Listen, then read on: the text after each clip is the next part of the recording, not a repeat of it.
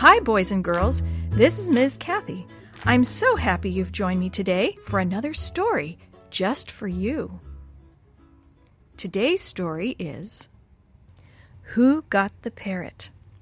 There was a little old woman who lived in a small house. On the front porch of the house hung a big red cage in which there was a green and yellow parrot.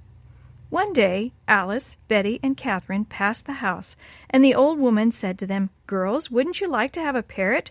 I've had this one for many years, and I'm tired of his chatter." "Give me the parrot," shouted Alice. "I want the parrot," cried Betty. "I, too, would like to have the parrot," said Catherine. "Well, well, well," laughed the old woman. "I have only one parrot, and all three of you want it. Let's sit down and think what to do." So they all sat down on the front porch and thought. After a time, the old woman said, "Each of you may have the parrot for 1 week, and while you have him, teach him new words to say." She pointed to Alice and said, "You teach him to say good morning. And you, Betty, teach him to say good afternoon. Catherine, you may teach him to say good night. When each one has had the parrot 1 week, bring him back to me, and I shall decide which of you may keep him for your very own. Here, Alice, you may have him first." All the girls supposed that whoever taught the parrot the best would get him to keep. Alice hung the parrot's cage in the parlor when she got home. Every day she sat beside the cage to teach the bird to say, "Good morning." But he was slow to learn, and Alice neglected her regular work. Whenever her mother called her, Alice would answer, "Not yet, wait a while," and she would continue to talk to the parrot. But before the week was up, the bird learned to say, "Good morning," and Alice was happy. Then Betty took the bird and hung it in the attic where she could be alone with it all day long.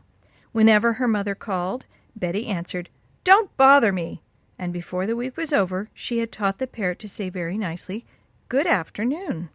When Catherine took the parrot to her home, she hung its cage in the kitchen so that she could talk to the bird while she washed the dishes and swept the floor. Often she would sit down beside the cage and talk to the funny green bird, but whenever her grandmother called, she answered, "Coming, Grandma." At last the 3 weeks ended, and the girls brought the parrot back to the little old woman. They put the cage on a table, and then all sat down to await the decision. The parrot looked at each of the girls, jumped to the bottom of the cage, and cried, "Good morning, good afternoon, good night." "Oh dear," said the little old woman, "how can I tell who should have the parrot?" And then she smiled a sly smile which wrinkled up her eyes.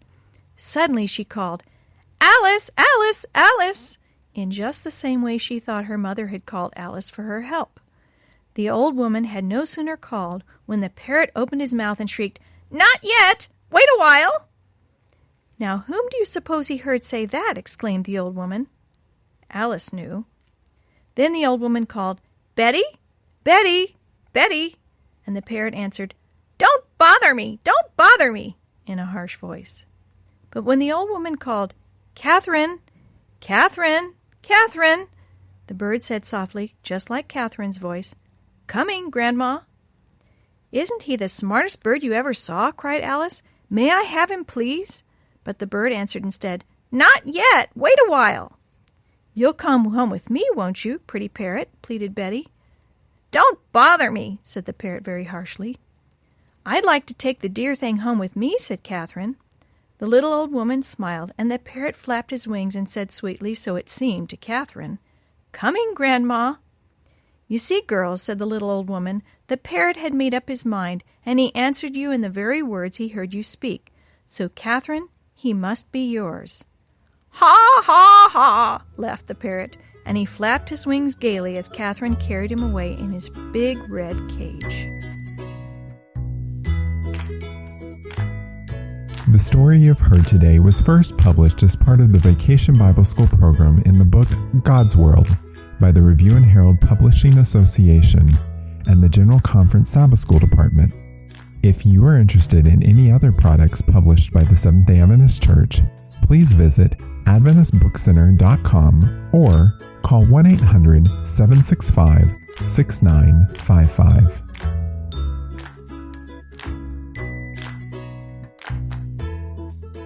This podcast is a production of the Carolina Conference of the Seventh-day Adventist Church.